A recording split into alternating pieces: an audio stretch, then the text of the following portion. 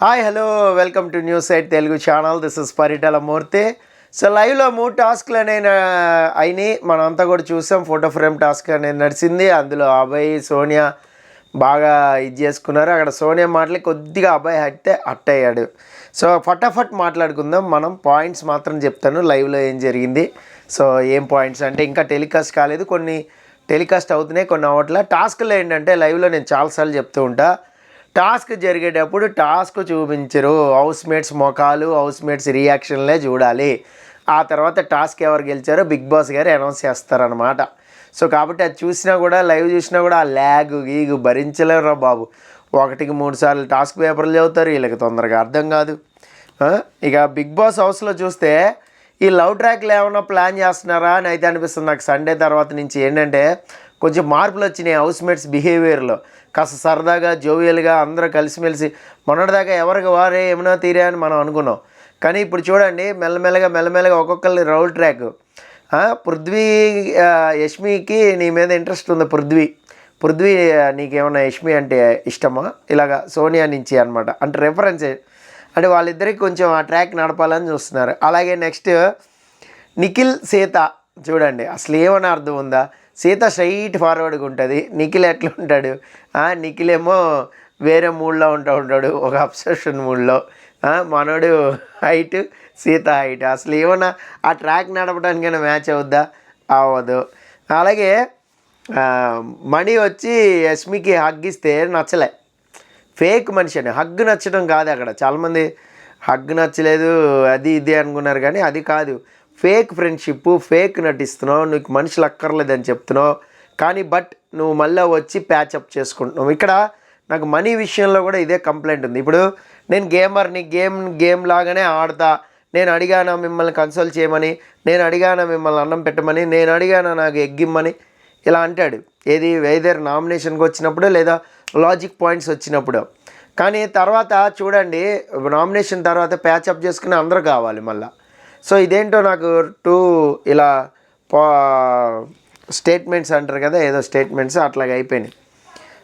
అంటే different statements, భిన్న ధ్రువమైన statements అంటారు దాన్ని.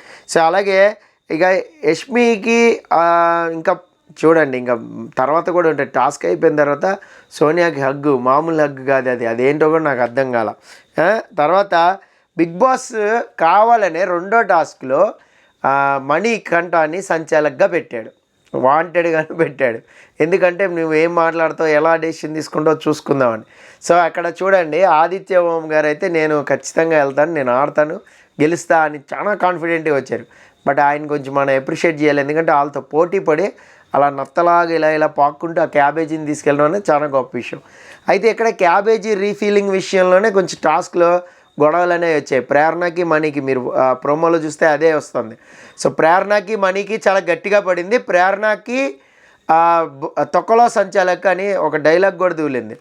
సో ఇక్కడ చూడండి, మనీ కరెక్ట్ పాయింట్లో ఉన్నాడా, ప్రేరణ కరెక్ట్ పాయింట్లో ఉందా అనేది సో మనం ఆఫ్టర్ టెలికాస్ట్ డిస్కస్ చేసుకుందాం డెఫినెట్గా. అయితే ఇక్కడ ఈ టాస్క్లో యాక్చువల్గా నబీల్ వస్తే బాగుండేది వాళ్ళ టీం నుంచి. అబ్బాయి ఇక్కడ కొద్దిగా చీఫ్గా కొంచెం ఫెయిల్ అయ్యాడా అనేది నాకు అనిపించింది. ఎందుకంటే ఆదిత్యని ఆపుండి ఉండాల్సిందే. ఆపుండి ఉంటే ఖచ్చితంగా వాళ్ళు గెలిచి ఉండేవాళ్ళం. అక్కడ ప్రేరణ చాలా బాగా ఆడింది, ఎఫర్ట్స్ చాలా పెట్టింది. సోనియా కూడా ఈవెన్ ఏం టాస్క్ ఆడుతుందిలే అని మనం అనుకుంటాం, బట్ ఓకే సోనియా సోసోగా ఆడింది. ఇక ఆదిత్య అయితే వేస్ట్. అంటే ఆడాడు, ఆయన శక్తికి మించి ఆడారని చెప్పాలి, బట్ ఏంటంటే ఫెయిల్. నెక్స్ట్ అభయ్ చీఫ్గా కమెంట్ చేయలేకపోయాడు. అక్కడ మనం ఆల్రెడీ మాట్లాడుకున్నాం ఏంటంటే ప్రేరణ ఆర్గ్యుమెంట్ అనేది జరిగింది మణికంఠతో, ఆ తొక్కలో సంచాలక్ అంది. ఆ విషయంలో గట్టిగా మాట్లాడలేదు. అలాగే మీకు ఆదిత్య ఓంని పంపించే విషయంలో కూడా ఒక గట్టి డెసిషన్ అనేది లేదు. సంచాలక్గా మణి ఉన్నాడు, మంచి మజా వస్తుంది ఈ టాస్క్ అయితే. సో మనం టెలికాస్ట్ అయిన తర్వాత దీని గురించి డీటెయిల్డ్గా ఒక స్పెషల్ వీడియో చేస్తాం మీకోసం. అలాగే వీరు కోరుకున్న ఫుడ్ అయితే వీళ్ళకి అందుబాటులో మ్యాక్సిమం ఇచ్చే ఛాన్స్ అయితే ఉంది. ఇక నెక్స్ట్ మణికంఠ కొంచెం ఓవర్ చేస్తున్నాడా అనిపిస్తుంది నాకు. 2 వారాలు సేవ్ అయ్యేసరికి కాస్త కొంచెం ఓవర్ కాన్ఫిడెన్స్ లెవెల్స్ పెరిగినాయి. ఎందుకంటే మనోడికి తెలుసు బయట ఎలా పోర్ట్రే అవుతుంది, బయట ఇది ఆడియన్స్ పాయింట్ ఆఫ్ వ్యూలో ఇలా అవుతుంది, చాలా థింకింగ్ అనేది ఉంది. ఫస్ట్ నుంచి కూడా ఆ డైలాగులు మనం వింటూనే ఉన్నాం కూడా. సో ఇక్కడ ఆర్గ్యుమెంట్ విషయంలో కూడా నాది కరెక్ట్గా ఉంటుందని జనాలు జడ్జ్ చేస్తున్నారు, అందుకే నేను ఉంటున్నాను, సేవ్ అవుతున్నాను అనే పాయింట్ ఆఫ్ వ్యూలో కూడా కొంచెం కాన్ఫిడెన్స్ లెవెల్స్ అయితే ఎక్కువ పెరిగిపోద్ది. అందుకని అక్కడ మాట్లాడడం, కొంచెం లాజిక్స్ వర్క్ చేయడం. దట్ టు బి నాగార్జున గారు ఏం చెప్పారు, నాగార్జున గారు అక్కడికి వచ్చినప్పుడు మణికంఠ విషయంలో నువ్వు ఫేవర్ డెసిషన్ తీసుకోలేదని అక్కడ సంచాలకుగా యష్మికి కొంచెం వార్నింగ్ అనేది ఇచ్చారు. సో అక్కడ ఏమనుకున్నాడు మణి తనకి ఆ పాయింట్ ఆఫ్ వ్యూలో కరెక్ట్గా ఉన్నాను అని ఆడియన్స్ అనుకుంటున్నారు అనే ఫీలింగ్లో ఉన్నాడు అక్కడ మణి. సో అందుకని చెప్పే మణి అనేది అక్కడ ఇదైందనమాట. మీకు అర్థమైందా? ఇక నెక్స్ట్ మణి కొంచెం ఈ 2 వీక్స్ నుంచి కొంచెం ఓవర్ కాన్ఫిడెంట్గా ఉన్నాడని మనం చెప్పుకోవచ్చు. అలాగే టాస్క్ నెంబర్ 3 అనేది స్టార్ట్ అయింది. ఇక్కడ టాస్క్ నెంబర్ 3లో ఏంటి అంటే బోరల్ టాస్క్, బెలూన్ టాస్క్లో బెలూన్స్ అనేది పగలగొట్టాలి, ఒక డ్రెస్ లాగా ఇస్తారో వేసుకోవాలి. మనం 3rd ప్రోమోలో చూసాం మనం అది. సో ఆ బ్యాట్తోనే బెలూన్స్ని పగలగొడుతూ ఉండాలి. అక్కడ ఒక బాక్స్ ఉంది, బాక్స్లో ఇంటూ ద బాక్స్ ఆడాలి. ఇక్కడ 2-3 సార్లు అబ్బాయి బయటకు వస్తుంటే అక్కడ సోనియా సంచాలకుగా ఉంది. మరి సోనియా సంచాలకుగా ఉన్నప్పుడు అక్కడ 2 సార్లు చెప్పింది, నువ్వు దాటద్దు డిస్క్వాలిఫై చేస్తా అంటే అట్లెట్లే చేస్తావు డిస్క్వాలిఫై అంటాడు. అట్లెట్లే చేస్తావు ఏంటి, బాక్స్లో కదా ఆడాలి, బాక్స్ దాటితే డిస్క్వాలిఫై అయ్యా కదా, 2 సార్లు చెప్పినా కూడా అలా ఎలా చేస్తావా అని అడగడం క్వశ్చన్ మార్క్. అంటే ప్రోమో చూసి, బట్ ఎపిసోడ్ చూసిన తర్వాత మనం డీటెయిల్డ్ అనాలిసిస్ అనేది మాట్లాడుకుందాం. ఇక్కడైతే కొంచెం నాకు రాంగ్ లైన్ క్రాస్ చేసింది అభయ్ అనే అనిపించింది, నాకైతే అనిపించింది. మీకేమో అనిపించింది ప్రోమో చూసాక కామెంట్ బాక్స్లో కామెంట్ చేయండి. ఎందుకంటే డిస్క్వాలిఫై చేస్తా ఉంది, ఆ తర్వాత ఏ డెసిషన్ తీసుకున్నావు అని బిగ్ బాస్ చెప్పమంటే మేబీ అక్కడ నిఖిల్కి ఫేవర్గానే చెప్పు ఉండొచ్చు. అంటే ప్రోమో లాస్ట్ ఫ్రేమ్ చూస్తే సో అబ్బాయికి ఒక బెలూన్ ఉంది, నిఖిల్ దగ్గర బెలూన్ లేదు. సో మనం క్లియర్గా అబ్జర్వ్ చేస్తే లాస్ట్ మినిట్లో సోనియా జడ్జిమెంట్ చెప్పేటప్పుడు సో మేబీ అది టెలికాస్ట్ అయిన తర్వాత కానీ మనం క్లారిటీకి అనేది రాలేం. సో అక్కడ ఈ టాస్క్లో విన్నర్ ఎవరో నేను ఎనలైజ్ చేసుకున్న దాన్ని బట్టి నేను అని చెప్తుంటే ఆ మాటలను బట్టి ఏంటంటే నిఖిల్ని విన్నర్గా ప్రకటించి ఉండొచ్చు మేబీ తన టీం కాబట్టి. ఇక్కడ యష్మి లాస్ట్ డైలాగ్ ఒకటి కొట్టింది, ఏంటి, నువ్వు చీటర్, యువరే చీటర్, సూపర్ డెసిషన్ అన్నట్టు చెప్పేసరికి సో డెసిషన్ అర్థమైపోయింది అందరికి కూడా, ప్రోమోలోనే అర్థమైపోయింది యాక్చువల్గా.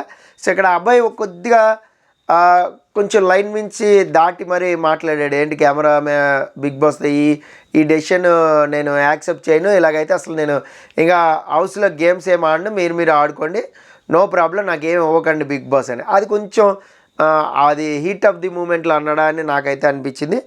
నెక్స్ట్ అంతకుముందు జరిగిన ఫోటో ఫ్రేమ్ టాస్క్లో కూడా అబ్బాయికి సోనియాకి గట్టిగానే పడింది, మేబీ ట్రిగ్గర్ పాయింట్ అదే ఉండొచ్చు.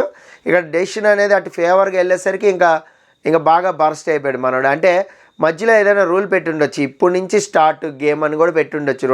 2 సార్లు బయటికి వెళ్ళిపోయిన తర్వాత నిఖిల్ ఒకసారి వెళ్ళిన తర్వాత అలా కూడా చేసి ఉండొచ్చు. అంటే అక్కడ ఎంటైర్ సినారియోలో ఏం జరిగింది అనేది టెలికాస్ట్ అయిపోయిన తర్వాత అయితే మనకు ఖచ్చితంగా తెలుస్తుంది.